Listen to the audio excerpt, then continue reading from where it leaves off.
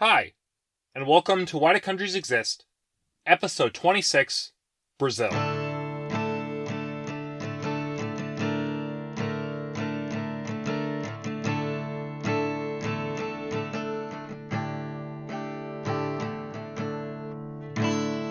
So today's drink of choice is cachaça. It's also sometimes called Brazilian rum, and it, like rum, is made via sugarcane, although cachaça is made without being distilled from molasses. Sugarcane has historically played a very large role in the country's economy for around 500 years. So it's not surprising the national cocktail, caipirinha, is made via this sugarcane-based alcohol. Caipirinha, which is just cachaça with some sugar and lime, is, in my opinion, not that amazing, but cachaça itself is good. It has a unique flavor, the one I got was pretty cheap, and over rocks, it's enjoyable. I will admit it's not really my first choice, and I don't really have a strong desire to try it again, but if I was offered some, I'd accept. Before I start talking about Brazil, small disclaimer. Brazil is a country with a lot of history, and I probably won't get to everything, nor touch up on every important historical event or person, but I'll try my best to highlight as many as I can properly understand and contextualize. So Brazil itself takes up a massive chunk of South America, with it bordering the Atlantic Ocean to the east, Uruguay, Argentina, and Paraguay to the south, Bolivia to the southwest, Peru and Colombia to the west, and Venezuela, Guyana, and Suriname to the north. Also, it borders France. Yes, the French with the Eiffel Tower and silly accents, due to France controlling the territory of French Guyana located just north of Brazil. Brazil has a variety of geographic zones in the country. Most of it is tropical. The north has a famous Amazon rainforest and river that is often stereotyped as composing all of Brazil. However, there also are tropical savannas in the center of the country, called the Cerrado. The northeast cone of the country has some semi-arid areas. And going south, the country has some mountain ranges, separating the north and center of the country from the coastal forest.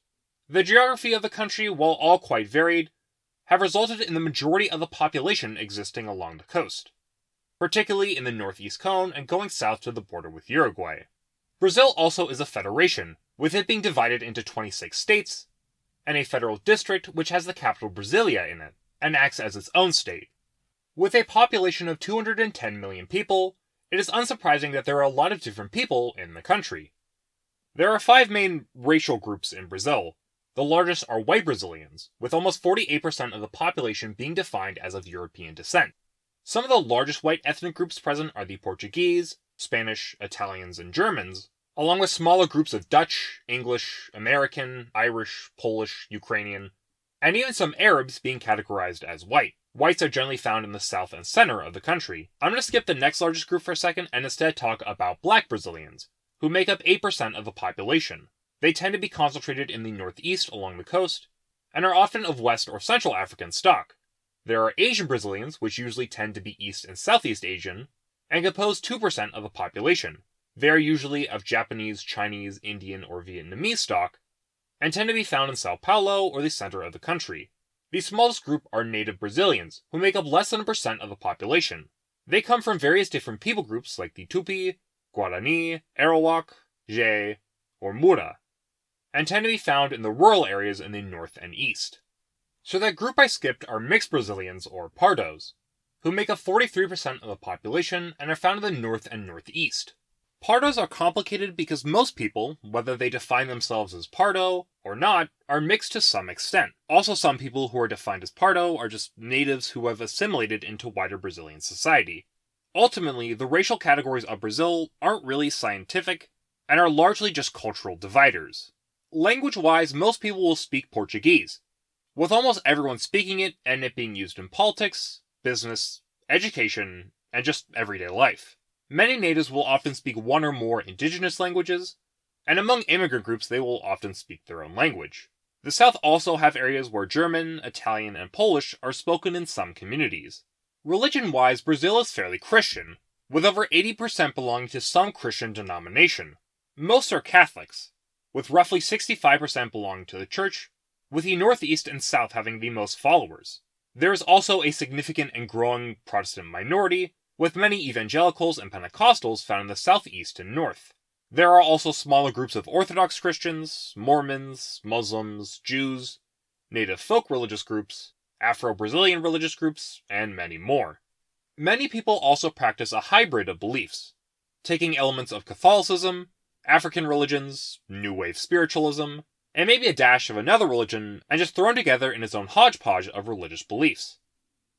Finally, a little less than 10% have no real religious beliefs. So with complicated demographics out of the way, let's begin with the history of Brazil. Humans have been in the country for many thousands of years, and with many different thousands of societies popping up throughout the years. These groups would have had many different cultures, languages, and customs. Generally, they are described as semi-nomadic, moving around pre-established campsites depending on the time of year, and many would have relied on both hunting and gathering for their food, along with some agriculture. It seems no tribes in Brazil wrote anything down, so piecing together the history of these groups is a little complicated. We know around the Amazon River, several different large-scale settlements were present. The coastal regions were dominated by the Tupi people, and it seems cannibalism was practiced by some native groups in the country. Also, before I start talking about colonial Brazil, I do want to mention that while most natives are aware of the outside world and do partake in wider Brazilian society in some capacity, in the Amazon there are several tribes and even lone individuals who are uncontacted, and have no to very limited contact with the outside world. There are around 60 of these uncontacted groups. They are often found in the northwest, in the most remote areas, and often are threatened by both modern diseases along with illegal loggers. In the early 1500s, the first Europeans would arrive in Brazil, with the Portuguese exploring the coast. Under the Treaty of Tordesillas, the world was divided between Spain and Portugal, with Portugal getting only a small slice of northeast Brazil. However, slowly over time, the Portuguese were allowed by the Spanish to push further into Brazil, until Brazilian independence when it had roughly the borders it currently has today. However, Portuguese settlement in Brazil started off small. The Portuguese largely used Brazil as a place to log Brazil wood, a type of wood that produced a dye highly valuable in European markets, and would be where the country gets its name from. Settlement was based around Vitórias, essentially trading posts located near the coast. Some Jesuit priests would begin converting the native population in missions as well. By the mid-1500s, the Portuguese wanted greater control over the colony, and fearing other European powers encroaching onto it, encouraged people to settle Brazil, offering land and money to those who moved. This would begin the start of large-scale European settlement into Brazil. These settlements would still largely be based in the northeast, but slowly they began forcing natives off their land or forcing them to assimilate, and the Portuguese moved deeper into the continent and south along the coast. It was found that Brazil's climate was quite suitable to growing sugarcane. Plantations called enejos was built, and at first, natives captured by the Portuguese were forced to work on the land. However, as more and more natives were killed due to conflict, the brutal working conditions for producing sugar, or disease brought over by the Europeans, the owners of the enejos hoped to find a new source of cheap labor. If you watch my Angola or Benin episodes, you may remember that Portugal was present in Africa, trading with various different groups, and eventually Portuguese merchants began to bring over African slaves to work the sugar plantations in Brazil. The 16th century had a largely native slave force. Then in the 17th century, more and more black slaves were brought over, until by the 18th century when it was an almost entirely black slave force. While the Treaty of Tordesillas technically made it illegal for other European powers to colonize the Americas, most European states really did not want to see Portugal and Spain become rich superpowers while they were confined to Europe. The French in the 16th century tried to settle Brazil at first, illegally logging off the coast for Brazil wood, and then later building up a colony near Rio de Janeiro, but the Portuguese would remove the French by 1567. The Dutch would try to invade Brazil, hoping to expand the markets of the new Dutch Republic and hurt their Catholic enemies that were threatening the new state. They would, in 1630, take a chunk of the northeast, and the Dutch attempted to use their newly captured slave workforce to build up the colony's economy, and brought new architecture to Brazil. The Dutch offered freedom of religion, which attracted some of Brazil's first Jewish and Protestant communities, and with assistance from German mercenaries and native allies, they prevented the Portuguese from retaking Brazil. However, after a revolt by the Portuguese under Dutch rule, and being crushed in several military engagements, the Dutch were forced to flee the region in 1654. The war with the Dutch had hurt the sugar economy and pushed European settlement further south and into the interior. Those that went into the interior became known as the bandeirantes. They tended to be a part of the growing mixed population in Brazil, and moved into the southeastern region of the country. They explored the interior, going on slave raids, looking for runaway slaves, and the societies these runaways often built, and importantly, searching for gold. In the modern-day state of Minas Gerais, a gold rush began at the end of the 17th century, with many moving into the state to try and make their fortune. This gold rush enriched the Portuguese, brought more slaves and Europeans into southern Brazil, and helped build up the colony. While Brazil 250 years ago before was just a trading post and stopping point, it now in the mid-18th century was a prosperous and growing colony. Towards the close of the 18th century, a conspiracy in Minas Gerais was discovered. Local white elites, upset with Portuguese colonial officials, and inspired by Enlightenment ideas, had planned to overthrow the government and form a new republic in America. The plot was foiled, however, and its leader, Tiradentes, was executed. Meanwhile, in the modern-day state of Bahia, a revolt broke out, with a combination of slaves and poor workers joined in a revolt to try and overthrow the colonial government and create a new anti-slavery republic. This too would fail, however, and be put down. Both of these movements, while I would argue not super important in the grand history of Brazil, do show that there is some discontent with Portuguese rule in Brazil towards the beginning of the 19th century. It also shows a pattern of revolts against the status quo in Brazil, often being very regional affairs, with almost no contact with groups outside of their state or region, and often appealing to only certain groups. Like all Latin American countries, we can trace the origin of independence back to everyone's favorite French emperor. Portugal was invaded by the French under Napoleon, and the Portuguese monarchy and court moved to Brazil in 1808, where they established themselves in Rio de Janeiro. While there, they built up the city, bringing with them a lot of cultural amenities and practices from Europe to their new colonial home. They did this to make themselves at home, and by the time Portugal was freed from Napoleon, the Portuguese court actually wanted to stay in Brazil. The Portuguese monarchy declared the new United Kingdom of Portugal, Brazil, and the Algarves, essentially raising Brazil to the rank of Portugal itself. Many Portuguese and European elites did not like this, fearing that Portugal would ironically transform from the master of Brazil to a colony of it. Eventually, the king left to return to Portugal, but left his son Pedro in Brazil. Pedro would find himself at odds with the Portuguese military and political elites, who sought to go back to controlling Brazil. Pedro found his authority and power diminished, and in 1822 he reached his breaking point. He and his supporters declared independence, starting the Brazilian War of Independence. Sometimes you can hear people describe the war as bloodless, which isn't true. There were battles, insurrections, and deaths, but compared to other revolutions in the Americas, like the American Revolution, the Latin American Wars for Independence, or the Haitian Revolution, the Brazilian Revolution was pretty calm. The Portuguese failed to reinforce their troops in Brazil and were busy dealing with conflicts back home. So in 1825, Portugal signed the Treaty of Rio de Janeiro, giving Brazil independence, with Brazil transforming into the Empire of Brazil, led by Emperor Pedro I. Pedro I's reign would be short-lived. The empire was a constitutional monarchy, meaning in order to enact his will, he would have to work with the legislature. The legislature that formed was fairly hostile towards him, and spent much of their time attacking Pedro I's policies and character. By 1831, he had become frustrated with it all and left to go to Portugal to fight for his daughter in a conflict in Portugal. He gave the throne to his 5-year-old son, Pedro II. The start of Pedro II's reign saw Regency take control and tried to hold the country together. This would be easier said than done. A lot of rebellions broke out throughout the country in the 1830s and 40s, with some of the largest being present in the Para region, with the Cabanage Revolt, and in Rio Grande do Sul in the Ragamuffin War. These rebellions, similar to the late 18th century revolts, were regional affairs, with little interaction with other groups outside of their immediate region. Brazil, it should be remembered, was huge, and there was limited infrastructure connecting the states to each other. Brazilian states acted almost like their own republics, only nominally under the rule of the Regency. This would change when Pedro II came of age. Pedro had spent his entire childhood preparing to become emperor, something he apparently really did not want. When Pedro was given control of the empire at age 14, he worked to unify Brazil. He tried to consolidate control of the empire and use his role as monarch to mediate disputes between rival political factions, bringing about greater stability in the country. Local oligarchs dominated politics, with suffrage allowed to free Catholic men in the country to vote for representatives. Pedro II managed to keep these local elites in line and halted the trend of disorganization.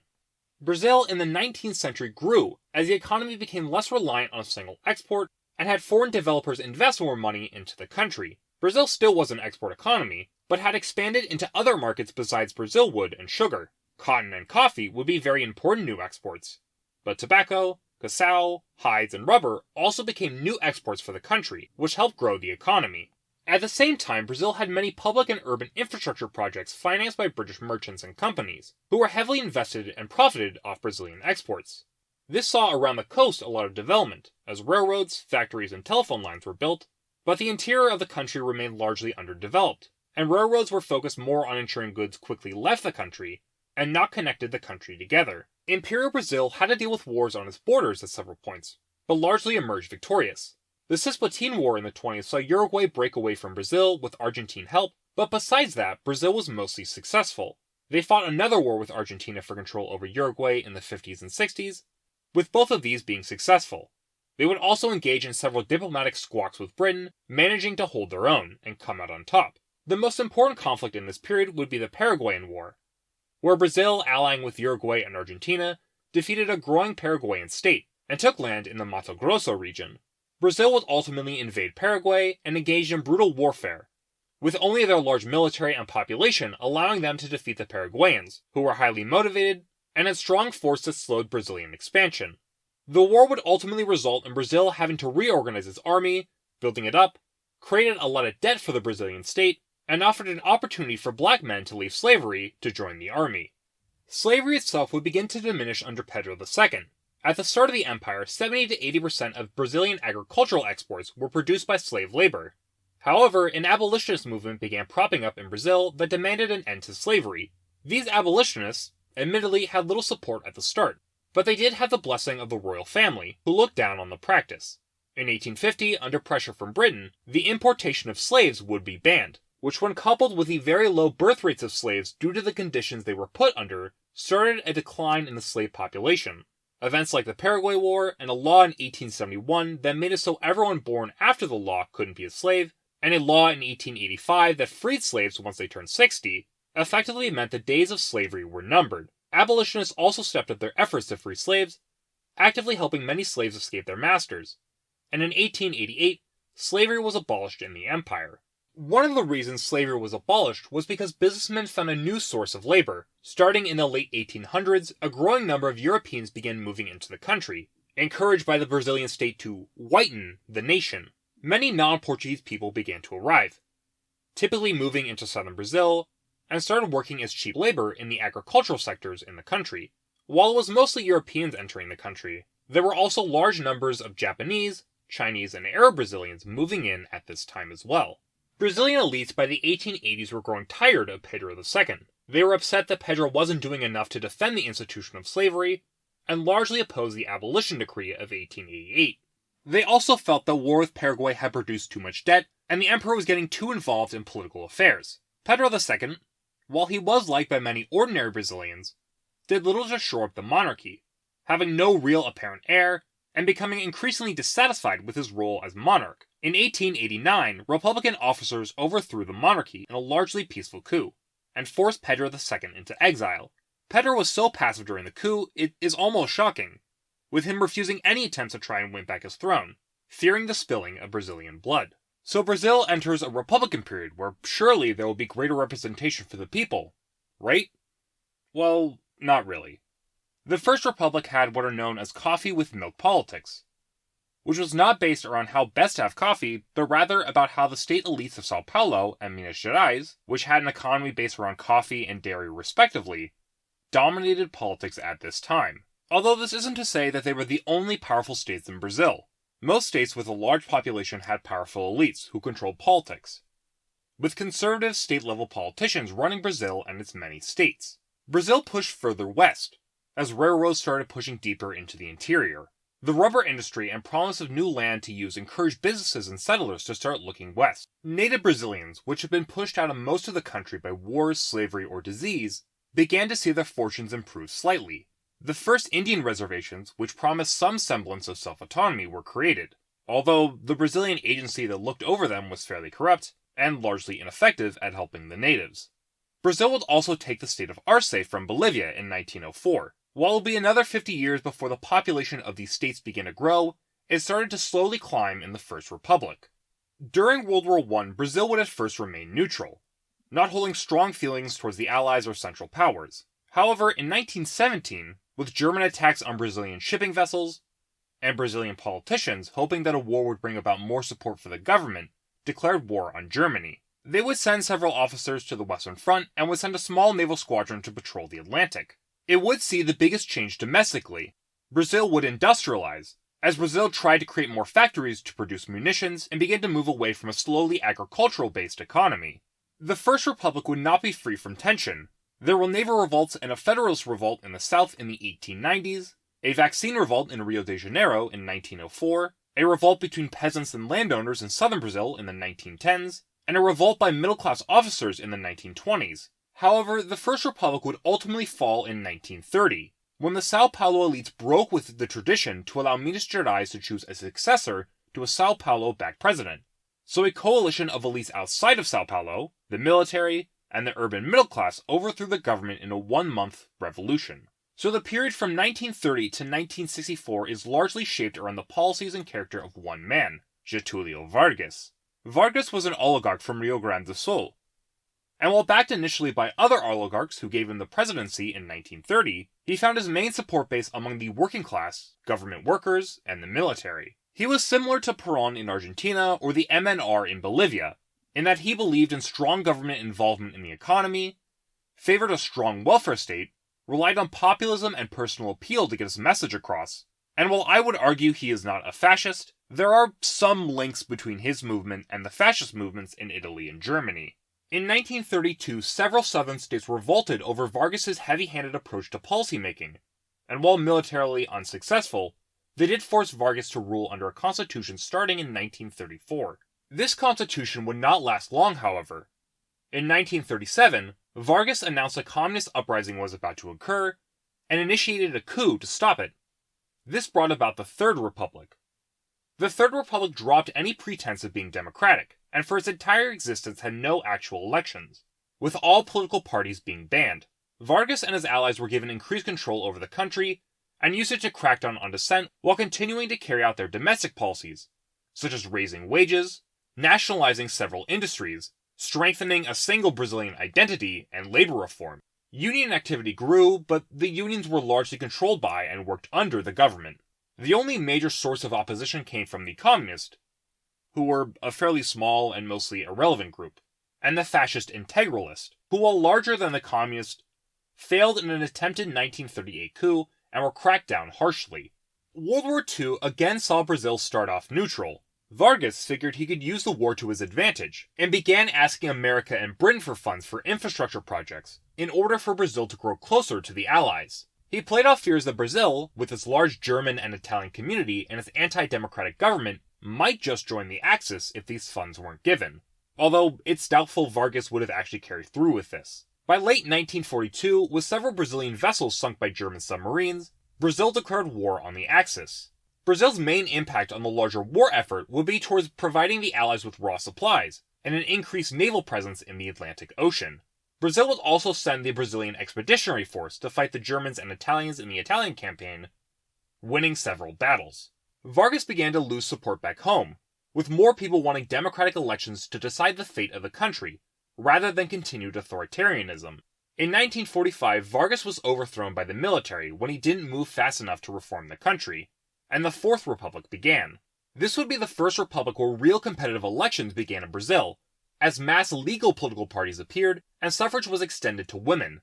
The capital Brasilia would also be formed, hoping to move people west and further the development of the interior. Vargas would be re-elected as president in 1950, as he and his policies were still fairly popular. However, in 1954, with allegations of corruption and killing his opponents, and the military about to overthrow him, Vargas committed suicide. The remaining days of the Fourth Republic would be very unstable. The economy, which had been growing for the past couple decades, started to show signs of weakness. Several presidents would end up leaving office halfway through their term, like one who got sick, and when he recovered, wasn't allowed to have the presidency back.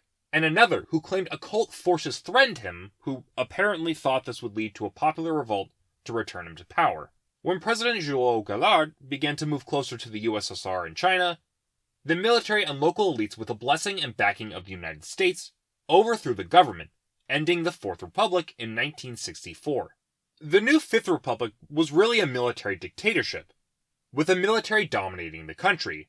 Opposition was cracked down, censorship was promoted, and the military was given free rein to silence dissent by any means necessary. Many were tortured or killed. Communists, Marxists, and the indigenous people were particularly targeted. There would be some military resistance to military rule by leftist groups in the north, but largely very few put up a fight against the dictatorship at first. While the military ran the show, there was actually some democracy in the country. Although, much like previous republics, there would not really be free and fair elections. Only two political parties were allowed: Arena, which was pro-dictatorship and won pretty much every election, and the MDB, a collection of allowed opposition figures. Most of Arena's politicians had some sort of military background, and used their political power to further reinforce the military. They also encouraged further growth into the Amazon, hoping to build up agricultural industries in the region, and largely backed free market economics, with a lot of foreign capital helping to finance the country. The dictatorship was at first supported by large segments of Brazil's middle and upper class, and with the Brazilian miracle, which saw high rates of economic growth in the early days of the dictatorship, few were willing to actively resist the status quo. However, this high rate of economic growth gave massive benefits only to a minority of Brazilians, with over 3/4 experiencing no real change, or even worse, seeing their real wages go down. The Brazilian state was also saddled with debt, as they continued to borrow more and more from private companies. By the 80s, many began demanding change, and the government was forced to make some changes. They allowed multiple parties to run, but this was largely to dilute the opposition vote. However, when the 1985 presidential election was won by an MDB candidate, the military dictatorship finally came to an end. So we now arrive at the current Sixth Republic. This republic politically is complicated, and if you're like me and are interested in party politics, you'll find this republic to be almost impossible to understand. While previous republics have had only a couple real major political factions allowed, today there are a whole bunch of them present in the country. In the lower legislative body alone, there are 24 parties. In Brazil, people vote far more based on personality than party. This is largely because most parties have no real ideological program and will switch at random. Most parties are corrupt, along with most politicians, and politicians have no real loyalty to any party. The current president, for example, Jair Bolsonaro, has switched political affiliations 11 times in his 33-year-long political career. The main result of all of these parties is, most Brazilians have no real loyalty to any party, and legislators in Brazil usually have no real leading party in them. So going back to the lower legislature, the largest party present in that one only has 10% of the seats present, which makes it very difficult to actually get policy passed. The only major party that seemed to buck this trend is the Labour Party of Brazil, or PT. PT, unlike most other major parties, which are formed from political elites, was formed from a combination of trade unionist, progressive Catholic activists, and Marxist intellectuals. It promoted left-wing ideals and stood out, while the majority of parties in the country promoted just the same thing as everyone else. In 2002, Luiz Inácio Lula da Silva, a metalworker and PT member, won the presidential election by allying with several center-right parties and enduring himself to the middle class. Lula would famously introduce the Bolsa Família program. This program offered money to the poorest of the poor in Brazilian society, and helped reduce poverty for many in the country. Lula also benefited the poor by raising the minimum wage, keeping employment levels high, and trying to ensure children in poor areas were educated. During Lula's 2 terms in office, the economy was pretty good and grew, and he overall was well liked by many in the lower class in Brazil. However, Lula was not free from controversy. Lula was accused by the opposition of weakening democracy and appealing to populist demands that benefited PT's electoral chances of success at the cost of fiscal irresponsibility. There also were problems with how Bolsa Família functions, with a lot of funds of the program going to civil servants, and not actually ending up in the hands of families who needed them. Leftists accused Lula of abandoning some of his more leftist policies and moderating to his centrist allies. But the big one that plagued Lula would be corruption. There were accusations that he bought votes in Congress in order to get his bills passed. Lula's successor, Dilma Rousseff of PT, was also accused of corruption, and was impeached in 2016 over her corrupt behavior. Although, it should be noted that the vast majority of the politicians and officials that impeached Rousseff, and would later arrest Lula on corruption charges, were also corrupt themselves, and had a political motive to remove powerful PT leaders. So in this era of a weak PT, Bolsonaro is elected president in 2018. Bolsonaro had made a name for himself as a firmly right-wing congressman, and has appealed to right-wing populist and nationalist. He supports conservative positions socially, backs tough on crime laws, and seems to hold positive views towards the military rule in the country, backs deregulation and free market economics, and favors friendly relations with other right-wing Latin American states and America. Bolsonaro is a quite controversial figure. He says a lot of outrageous stuff that appeals to his supporters, who feel that he is telling it like it is, while those who dislike him feel he is a demagogue, apologist for the military, and hateful. So before we end, let's talk about some general trends in the country. Brazil is a country with high poverty, income inequality, and crime rate. This has gotten better since the 90s, and certainly isn't the worst in the world, but it still isn't that great. Deforestation of the Amazon and the threat that brings to both indigenous Brazilians and the environment also is present. There is just general political corruption and dissatisfaction with the current political system. The regions of Brazil also do have significant differences between them, in terms of HDI, economy, and culture, but I don't think there are any real significant separatist movements in Brazil, or that Brazil will break apart anytime soon. Brazil is not all bad. Brazilians are noted for being very proud of the fact that they are Brazilian. Brazil also is famous for its various musical styles, cinema industry, and for being a very beautiful country in terms of natural beauty. So why does Brazil exist? Brazil was created from the Portuguese colonies in South America and stuck together due to a strong government coming together and bridging far-flung states together. Brazil is interesting in the sense that it is both a part of Latin America by virtue of it being in South America and having a similar-ish history to other Latin American states. Yet due to its Portuguese language, vast size, and own unique political figures, it has its own rather unique culture and history that are unlike any of the other countries around it. Brazil is a country that is interestingly fairly divided, yet still united in being Brazilian. Up next, we go to Southeast Asia and Brunei. Prepare for Islam, the British, and one of the last absolute monarchs in the world. So, that's Brazil. Thanks for watching and listening. The song you should be hearing right now is the backing chords for The Girl from Ipanema. So after this, there's going to be an episode on Indian political parties, which, like Brazil, there's a lot, but I think Brazil has a little bit more of a method to the madness than Brazilian parties. And then I'll do Malaysian parties, and then I will get to Brunei. But yeah, thanks for watching, thanks for listening. If you want, you can email me at whydocountriesexist@gmail.com for your thoughts, comments, suggestions, or hate mail. Take care, I hope you have a wonderful rest of your day. The sources I used for this episode are Andrew Vesalinko's video, How Brazil Got So Big, Brown University's companion website for their book 5 Centuries of Change, Cronica Pan-America's video, Political History of Brazil, DW documentary, Brazil's Indigenous Population Fights Back, Geography Now's video on Brazil, Jasby's videos on Brazilian independence, the Cisplatin War, and the 1930 and 1932 revolutions, Jack Rackham's video on Pedro II, Joe Wolf's lecture on the spatial history of Brazil, Kings and Things video on Pedro I and II, Leslie Bethel's book, Brazil Essay on History and Politics, Mr. History's video, A Short History of Brazil, Recording Archaeology's lecture on Dutch Brazil, Subini's video, Animated History of Brazil, The Great War's video on Brazil in World War I, Wikipedia, and World War II's video on Getulio Vargas.